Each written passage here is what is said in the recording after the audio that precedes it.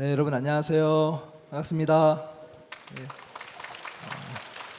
지금 20분 정도 너무 짧은 시간 동안 이 세 분의 강사님들께서 이렇게 선교적 교회 운동가로서 본인이 경험했던 것들과 또 관찰했던 것, 또 여러 가지 것들을 이제 나누어 주셨습니다. 사실은 한 분씩 강의를 다 듣고 또 그분들에게 질문을 하고 또 배울 것이 너무너무 많은 분들인데 20분이란 짧은 시간 동안 이분들이 갖고 있는 경험과 그 엑기스를 다 뽑아내는 게 너무 불가능하기 때문에 아쉽지만 이렇게 패널 토크 시간 잠깐 갖게 되었습니다.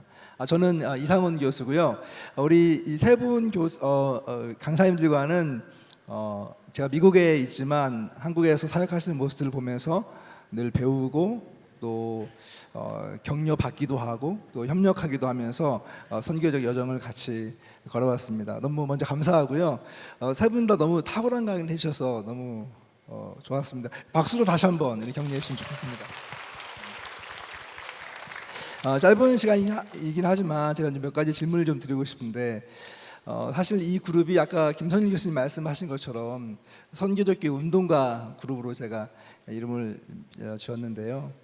선교적 운동을 이제까지 해오시면서 사실은 지난 15년 정도 되는 시간인데 15년 이상 동안 이 사역을 해오시면서 느낀 여러 가지 그 감정들이 있을 것 같아요. 그래서 본인의 어떤 경험 플러스 또 한국교회 선교적 운동을 보면서 운동을 해서 갖고 계신 어떤 소감이라든가 혹은 평가라든가 이런 얘기 좀 간단히 했으면 좋겠는데 우리 지성근 소장님부터 이야기해 주시면 어떨까요? 네. 첫 번째 답을 하면 생각이 정리가 안 되고 할 것 같긴 한데 잠깐 아까 위에서 이렇게 여러분과 이렇게 대화를 혼자서 대화했지만 하고 내려가서 가만히 생각해 보니까 제가 2015년에 컨퍼런스를 그만두었을 때 문제가 이제 목회자들이 40대 50대 목회자들은 많이 왔는데 여성분들이 없었다. 20, 30대가 없었다. 그래 이게 문제라고 생각하고 성도들이 일상으로 들어가야 되겠다 생각했다. 이게 이제 제 문제 의식이었는데 아까 여기 와서 이렇게 보니까 여기 다 여성들이 앉아 계시고 젊은 분들이 앉아 계시고 성도들이 앉아 계신 거 보면서 이런 방식으로 하나님께서 일하시는구나. 선교적 교회 미션을 많이 애를 썼다고 하지만 내가 애를 쓰는 건 상관없고 코로나 시기도 하나님께서 많은 일을 하셨다고 저는 믿고 있습니다만은 하나님께서 이런 식으로 일들을 이어가시구나 하는 그런 생각을 해봤습니다. 네, 감사합니다. 저는 제가 교회 사역을 처음 시작한 게 1987년입니다. 그때부터 사역할 때 늘 새로운 사역이나 새로운 목회의 어떠한 전략들 다 배우는 과정이 유명한 대형 교회에서 하는 것을 뒤따라가는 거였어요. 근데 선교적 교회는 전혀 그렇지 않았습니다. 몇몇 분의 책들 번역된 지소장님을 비롯한 교수님들의 어떠한 소개, 그 다음에 외국의 몇 가지의 사례, 그걸 가지고 국내에서는 없는 거를 이제 저희가 한번 해보는 거였죠. 그런 면에서 굉장히 뜬구름 잡는 것 같은 사역들을 했었습니다.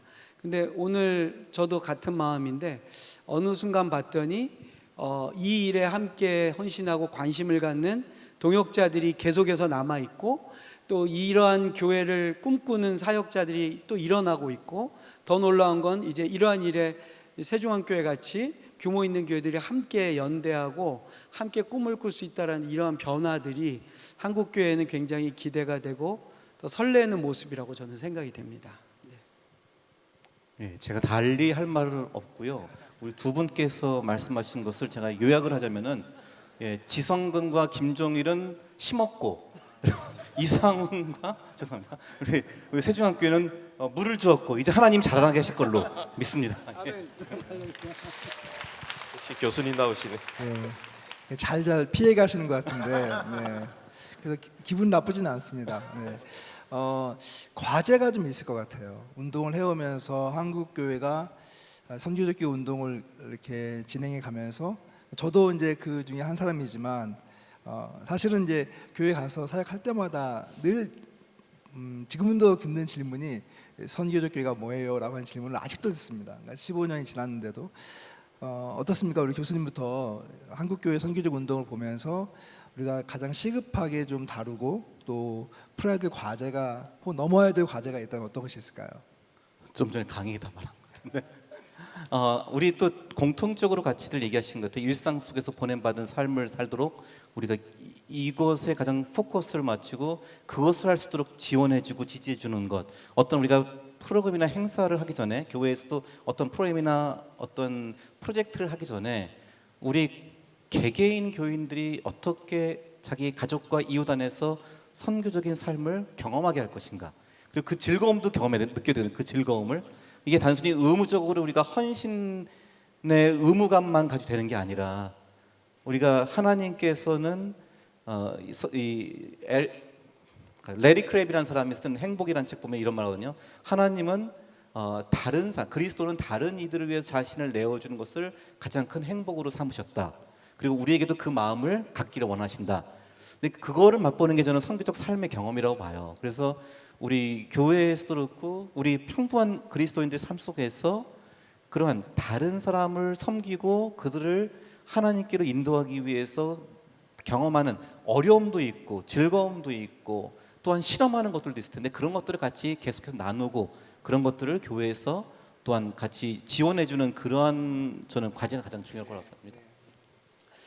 저는 선교적 교회의 이제 그 주체라고 그럴까요? 하나님께서 부르시는 분들은 바로 성도님들이라고 생각이 됩니다.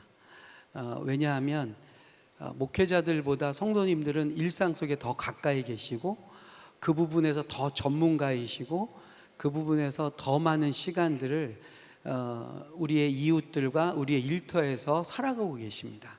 그렇기 때문에 우리가 주일에 교회에서 경험한 것을 우리의 삶의 자리에서 만드는 것이 선교가 아니라 하나님께서 여러분의 삶에서 여러분의 사역과 헌신을 통해서 새로운 공동체를 만들어 나가시는 것이 바로 우리가 바라보는 하나님 나라 운동이고 그것이 그 하나님 나라를 담아내는 선교적 교회가 아닌가 싶습니다. 그런 차원에서 본다면 우리가 이곳 안에서 우리가 주일에 섬기는 교회에서 보지 못하는 굉장히 새로운 성령의 역사가 우리가 꿈꾸고 있는 여러분들의 개척의 현장에서 얼마든지 나타날 수 있고 그 모습이 오히려 이미 존재하고 있는 교회들을 변화시키고 갱신시키시는 하나님의 놀라운 선교의 역사를 우리가 다시 한번 보게 될 줄로 저는 그런 생각합니다. 네, 이 두 분의 말씀을 다 종합해 보면 일상생활이 중요하다고 하셨잖아요. 그러니까 일상생활 사역연구소가 참 중요하겠습니다. 말라오스님의 본인 책도 좀 소개해 주세요. 이거 저기 그 질문에 대해서 한 두 가지 생각이 있는데 아까 제 마지막에 성경을 그 미션을 하나님의 선교의 관점으로 읽는 것이 우리 성도들에게도 목회자들에게도 아주 핵심적이라고 저는 지금 이 단계에서는 제일 중요하다고 생각을 하고 있고요. 뭐 일상은 당연하고요. 그리고 저는 요즘 선교적 교회가 조금 이렇게 원래 의도하고 좀 다르게 또 사용되는 경우들이 있잖아요. 그래서 그런 선교적 교회와 구별된 원래의 의도를 갖고 있는 선교적 교회를 미션을 교회로 이야기하고 싶다는 그 개인적인 욕심 없는 그 원래 선교적 의도와 미션 얼 선교적 교회의 그 구별점은 어떻게 볼 수가 있나요? 그 이야기하면 시간이 많이 걸릴 텐데. 네, 그래도 그렇군요. 짧게 이야기하시면 한마디로 해주신다면. 우리 김선일 박사님 말씀하시던 첫 번째 뭐 요런 그게 선교적이라는 말 속에 있다고 생각했던 것들에 이제 집중하는 교회들이 있다고 생각해요. 그래서 그보다 더 본질적으로 교회의 본질의 고민과 또 성도들의 삶이 무엇을 위해 존재하는지에 대해서 강조하는 그런 얼이 있는 교회. 그래서 그렇게 제가 좀 코멘트를 단다면 아침에 닐콜 그 교수님이 이야기하신 예수님 그 핵심과 또 그 복음의 본질에 기초한 선교적인 사명을 성도들의 일상의 삶 속에서 살아낼 수 있도록 하는 그 정신, 네. 이것이 굉장히 중요하다고 이제 생각이 드는데요. 최근 들어서 이제 드는 고민 중에 하나가 뭐냐면 목회자나 또 성도님들도 역시 이런 선교적인 교회나 또 사역에 대한 관심이 되게 많습니다. 많고 또 그렇게 그런 문화를 만들어내고 그런 사역을 하고 싶은 분들이 많은데 여기 이제 목회자들이 많이 오셨거든요. 근데 이제 많이 하는 이야기가 뭐냐면 기존 교회에서 이런 선교적인 그런 사역을 하려고 할 때 굉장히 많은 저항들이 있고 또 변하지 않으려고 하는 관성이 되게 많기 때문에 이런 상황 가운데서 우리가 어떻게 선교적인 문화를 만들어낼 수 있을 것인가라고 하는 그런 고민들을 하는 것 같습니다. 사실 여기 계신 분들은 뭐 개척도 하셨고 독립적인 사역도 하고 교수님도 하고 계시기 때문에 그런 전쟁이 조금 덜 치열할 수도 있는데 그러나 많은 경험을 통해서 아마 그런 상담들을 많이 하셨을 것 같아요. 우리 김종일 목사님부터 그런 그 젊은 사역자들이나 아니면 기존 교회 목사님들에게 어떻게 그런 선교적 교회 문화를 만들어낼 수 있을 것인가라고 하는 좀 조언을 주시면 어떨까요? 저는 아까 지 소장님도 소개해 주셨지만 알란 록스버러의 그 교회 너머의 교회에서 늘 그분이 문제를 삼는 것이 이 교회가 선교의 주체가 될 때는 항상 그 기본값이라고 그러죠. 디폴트라는 게 있다는 거예요. 근데 우리가 이 세상에서 일하시는 하나님의 선교에 우리가 동참할 때는 우리가 생각하는 기본값, 우리가 생각하는 어떤 그 프로세스가 아닌 성령께서 우리를 새로운 길로 인도하시는 현장이 거기서 보인다는 거죠. 그거는 우리에게 새로운 선교적 전략과 새로운 선교적인 그림을 그리는 것뿐만 아니라 저는 그게 레슬리 뉴비긴이 아주 중요하게 고찰했다고 생각돼요. 하나님의 선교의 놀라운 점은 뭐냐면 복음을 전하는 우리들을 통해서 이 세상이 변화될 뿐 아니라 그 선교의 현장에서 성령께서 복음을 전하는 우리를 변화시키신다는 거예요. 저는 우리가 선교 현장에 나가면 우리가 이 세상을 변화시키는 역사도 일어나지만 동시에 고정화되어 있고 관념화되어 있고 이것이 진리라고 생각하는 우리들을 끊임없이 변화시키시는 하나님의 일하심을 저는 볼 수 있다고 생각이 됩니다. 그게 제가 볼 때는 선교적 교회를 하면서 우리에게 주시는 하나님의 놀라운 은혜가 아닌가 저는 그런 생각이 듭니다. 네. 저는 학교로 완전히 들어가기 전에 교회 목회를 할 때 이걸 저도 한번 실험해 본 적이 있어요. 그 당시 저는 우리 교회 구역 모임들이 있죠. 구역 모임 하면 셀이라든지 구역이라든지 순이라든지 그 모임에서 기도 제목을 갖다가 선교적 기도 제목을 넣기로 했어요. 그래서 모였을 때 선교적 기도 제목은 그때까지는 무슨 기도를 했냐면은 모이면 선교사님들을 위한 기도였어요. 근데 선교사님들을 위한 기도도 하고 동시에 우리 주변의 선교적 삶을 위해서 기도하자. 그래서 우리 이웃을 위해 기도하자. 우리 옆에 있는 그 교회 그 구역 모임이 있으면 구역 모임 그 아파트 옆에 뭐 학교가 있을 수도 있어요. 그럼 그 학교를 위해서 기도하고요. 학생들을 위해서 기도하고요. 우리 같은 어떤 아파트를 단위로 구역이 형성됐으면 그 아파트에 있는 우리 뭐 경비하신 아저씨도 있고 일하시는 분들도 있죠. 그 이웃들을 위한 기도 제목을 넣기로 했어요. 그래서 여러분 우리 교회에서 그 공동체나 구역 모임 있을 때 이런 선교적 삶을 위한 기도를 꼭 넣어보세요. 그때부터 우리가 항상 정기적으로 기도하면서 우리가 다시 그것이 우리의 중요한 신앙의 자연스러운 우리의 신앙의 과제이자 신앙의 곧 삶 그 자체인 것을 경험할 수 있을 것 같고요. 제가 굉장히 강력하게 권하는 것은 좀 이 산책을 즐기라는 거예요. 기도 산책을 특히 이 산책 동네를 내가 쭉 많이 산책들 하시잖아요. 산책하면서 기도하는 거예요. 내 주변 마을을 위해서. 산책하다 보면은 뭐 학원에 뭐 아이들 막 나오는 거 보죠. 그럼 그 아이들 위해서 기도해요. 저는 학원가 앞에 보니 우리 집 앞에도 학원들이 많은데 거기 또 이렇게 그 교통 정리하시는 어르신들이 있어요. 그분들을 위해서 기도, 안전을 위해서 기도하고 그분들을 위로해 주기를 위해서 기도하고 젊은 아이들의 앞으로 그들이 비전 갖고 살아가기도 위해서 기도하고 우리 지역으로서 내 자꾸만 그런 작은 연습들을 하는 것, 선교적 연습들을 하는 것들 충분히 우리 교회 생활에 같이 접목시킬 수 있다고 봅니다. 맨 마지막 하는 게 불리하네요. 네, 저는 뭐 항상 그렇습니다. 아까도 말씀드렸듯이 하나님이 어떤 일을 하고 계시는지 이렇게 주목하는 일이 핵심이라고 생각하기 때문에 어떤 상황에서든 그게 이제 기존 교회에서 목회하는 상황이라면 그걸 관찰하려면 결국은 우리가 뭔가 아젠다를 내놓는 게 아니라 우리가 잘 보고 들어야 되니까요. 그래서 그걸 뭐 리슨하라고 그렇게 이야기하는데 뭐 교회 성도들이 어떤 생각하고 있는지 잘 듣고 또 주변 교회 주변에 있는 그 아까 말씀하신 대로 교회 이웃들을 걸어 다니면서 잘 듣고 우선 그런 일들을 하다 보면 하나님께서 어떤 그 미셔널한 방식으로 살아야 될지에 대한 아이디어, 상상력을 주신다고 저는 믿어요. 네, 그래서 잘 들읍시다.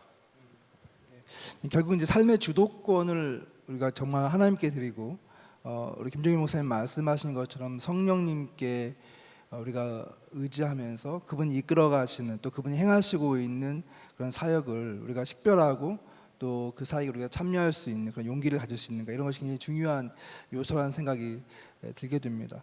특별히 이제 우리 김선일 교수님은 이제 전도학 교수님이시잖아요.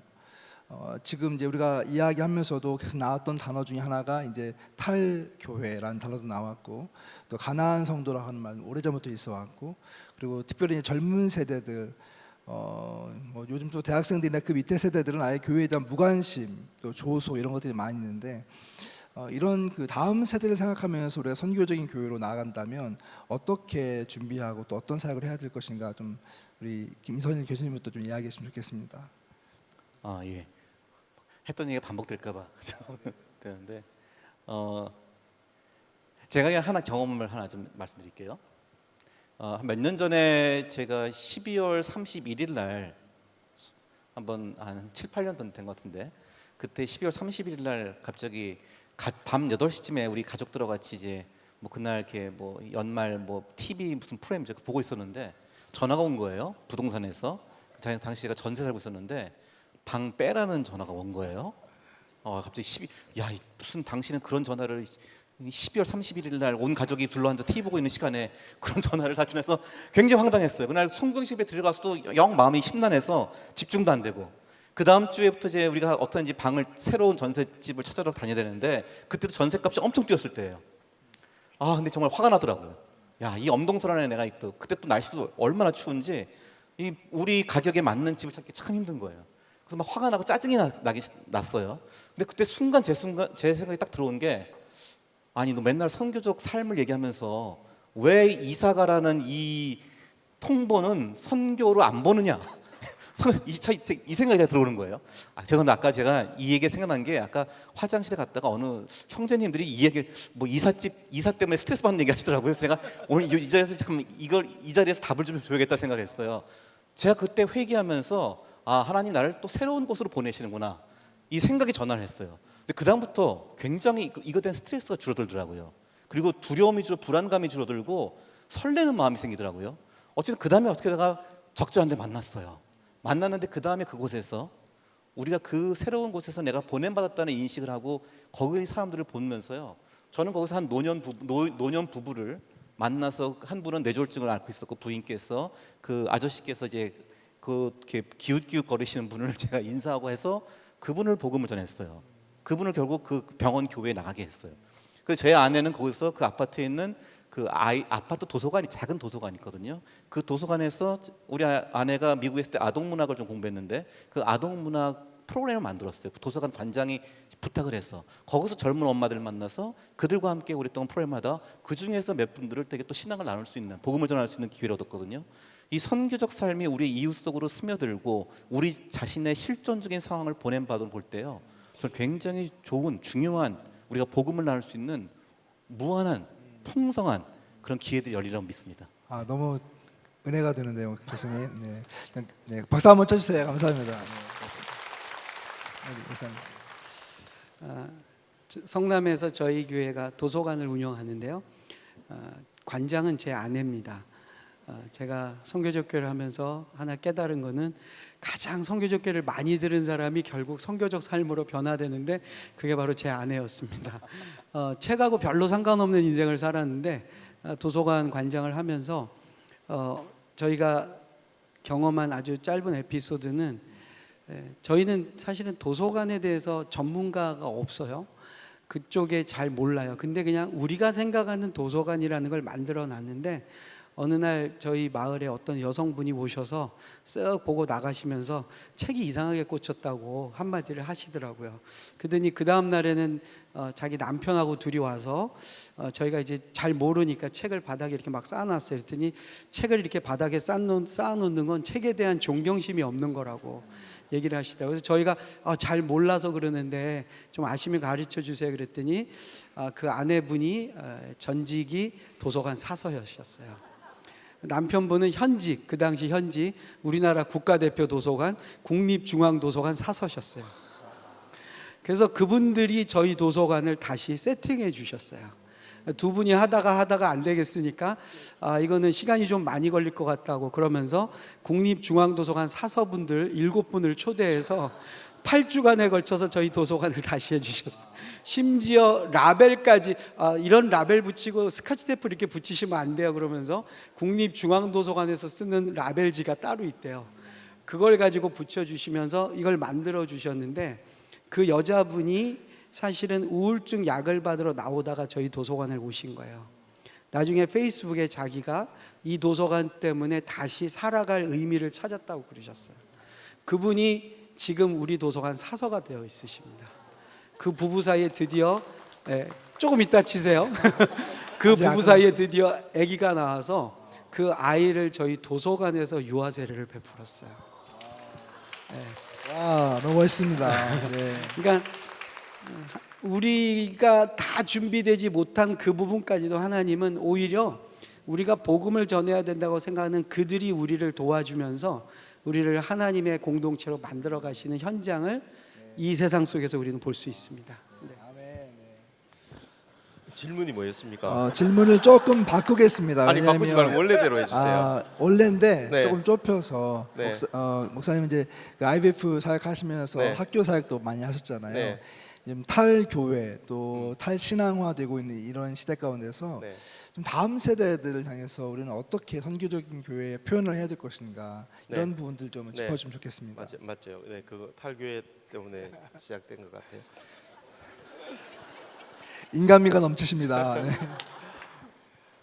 지난 토요일 날 부산에 있는 어떤 감리교회 권사님 가정들 몇 분이 그 속이라고 거기 이제 말하자면 우리 소그룹 구역인데 저희 연구소를 방문하고 제가 또 새로운 일상신학이 온다 책을 냈으니까 북토크를 하자 해서 오셨어요.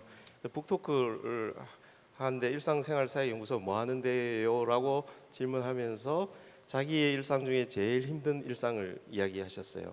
그 권사님이 제일 힘든 일상이 뭐냐면 자기 두 딸이 있는데 두 딸이 교회를 가려고 하지 않는다.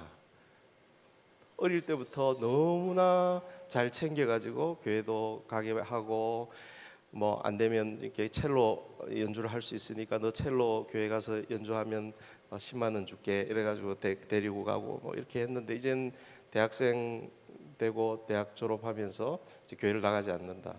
그래서 어떻게 해야 될지 모르겠다. 이게 지금 우리가 처해 있는 어떤 현실이 아니겠는가 생각이 들어요. 그럴 때 우리가 뭔가를 하려고 하면 더 어려워집니다. 거기 뭐 너를 위해서 기도하고 있어 이런 이야기도 별로 도움이 안 되고 또 뭐 이런 프로그램이 있으니까 가보자 이런 것도 아무런 도움이 안 됩니다. 그럴 때 탈교회 시대에 우리 젊은 청년들 교회에서는 다음 세대라고 이야기하는 뭐 왜 다음 세대예요? 지금 세대지. 지금 세대 그 청년들은 우리의 인내와 기다림이 믿음이 필요. 하나님께서 일하고 계신다는 것을 믿는 믿음이 저는 필요하다고 생각해요. 또 이렇게 주변에 보면 이렇게 말하자면 탈교회에서 세상 속에서 멋지게 사는 친구들이 많이 있어요. 그리고 그 친구들이 진리를 갈구하고 있고 의미 있는 삶을 추구하기 때문에 교회를 떠난 친구들이에요. 그리고 그들이 다시 정말 주님이 원하시는 뭔가를 해보고 싶어하는 친구들 주변에서 봐요. 그러니까 그런 젊은이들에 대한 믿음의 눈으로 우리 세대들은 좀 아무것도 하지 말아야 된다고 저는 생각해요. 아무것도 하지 마십시다. 그래야 그들이 뭔가를 할 겁니다. 저는 그렇게 생각합니다. 박수가 받기가 좀 어려울 것 같아요. 네, 아마 이것은 정말 아무것도 하지 말자는 게 아니라 가장 우리가 그들을 향한 믿음과 또 신뢰 그리고 정말 기도, 지지 이런 것들이 다 포함되어 있는 그런 표현이 아닌가 생각이 들고요. 마지막으로 시간이 이제 다 되었기 때문에 우리 이 프레시 컨퍼런스를 우리가 시작하고 또 이 사역을 해 가시면서 앞으로 우리가 이제 좀 교회들이 이런 방향으로 더 나아갔으면 좋겠다라고 하는 이야기를 한 마디씩 짧게 해주시고 마무리를 하면 좋겠습니다. 우리 김종일 목사님부터 한 마디 해주실까요? 저는 뭐 반복적으로 말씀드렸지만 저희가 이 운동에 이렇게 함께 한 게 한 10년이 좀 넘은 것 같습니다. 저희 세 사람과 또 우리 같은 동역자들 처음인 것 같아요. 뭐냐면 어떤 면에서 처음이냐면 대형 교회가 이런 것에 공감대를 갖고 이러한 컨퍼런스를 연 것도 처음이고 성도님들이 이렇게 많이 이 컨퍼런스에 참여하신 것도 처음이에요. 저는 이게 우리 한국의 선교적 교회의 새로운 챕터를 하나님 열어주시는 모습이라고 저는 생각됩니다. 진짜 우리의 일상에서 우리의 삶 속에서 예수를 드러내고 그리고 그곳에서 하나님이 만들어주신 새로운 공동체를 이루어 나가는 하나님께서 부르시는 성도님들의 그 부름을 여러분들이 아마 이번 기회를 통해서 여기서 발견하게 되시기를 정말 바라고, 그런 면에서 이제 하나님이 새로운 포도주를 담기 위한 새로운 가죽 부대를 준비하시는 컨퍼런스가 되리라고 생각됩니다. 감사합니다. 우리 지성근 목사님. 네. 네, 뭐 김종일 목사님 말씀하신 대로 이전에도 컨퍼런스가 없었던 것은 아니라는 걸 제가 이제 좀 말씀드리려고 했던 거고요. 또 이렇게 초대해 주셔서 뭐랄까요, 이렇게 비전과 컨티뉴티가 이렇게 이제 형성되는 그런 느낌을 받기 때문에 또 이런 것이 한국 교회를 어떤 형식으로 또 새롭게 할지를 기대하는 마음 가지고 저도 지켜보고 또 동참할 예정입니다. 감사합니다. 그 아주 최근에 나온 조사를 보면요, 그 전까지는 한국에서 기독교에 대한 사람들의 신뢰도라든지 또 기독교에 대한 교회를 나가겠다는 그런 의향들이 굉장히 낮았거든요. 근데 아주 최근에 나온 조사에 보면 좀 그게 높아졌어요. 저는 이제 그걸 보면서 이 뭐 조사에서는 약간 뭐 차이가 있을 수도 있지만 한편 우리가 굉장히 좀 긍정적인 사인도 하나 나왔거든요. 이게 뭐냐면은 우리가 코로나 팬데믹이 끝나고 이제 엔데믹 시대가 와서 이제 다시 우리의 모든 삶이 다시 복귀되고 있는 지금 과정 속에 있는데, 교회도 다시 이걸 통해서 다시 원래의 교회의 본질적인 모습으로 돌아올 수 있는, 다시 궤도를 찾을 수 있는 그러한 하나의 기회가 되었으면 좋겠습니다. 그래서 교회가 원래의 그 선교적 본질, 존재의 의의를 회복하고, 그리고 우리 이웃들과 우리 주변 속에 예수 그리스도를 드러내는 존재로서 그 곁에 있을 때 다시 하나님께서 또 우리 한국 교회도 새로운 또 기회를 주시고 부흥의 또 열매를 주시기를 저는 기도합니다. 네, 감사합니다. 여러분 지금 짧은 시간이었지만 이 세 분의 그 이야기를 통해서 한국교회 선교적 교회 운동이 그냥 태동된 것이 아니 우연히 만들어진 것이 아니라 먼저 고민하고 또 시도해보고 또 그 안에서 많은 것을 배우고 또 그것을 전수하려고 했던 그런 땀방울과 눈물들이 결합된 그런 열매라고 여러분 아마 느끼셨을 것입니다. 이들의 사역도 계속되고 있습니다. 이분들의 사역이 끝난 것이 아니라 지금도 각자의 사역 가운데서 활발하게 진행되고 있고, 또 앞으로도 더 많은 가르침과 또 교훈을 통해서 후배들을 도와주실 것이고요. 또 함께 힘을 합쳐서 한국교회 선교적 교회 운동을 위해서 나아가실 건데요. 우리 마지막으로 큰 박수로 격려해 주시면서 이 시간을 마치도록 하겠습니다. 감사합니다.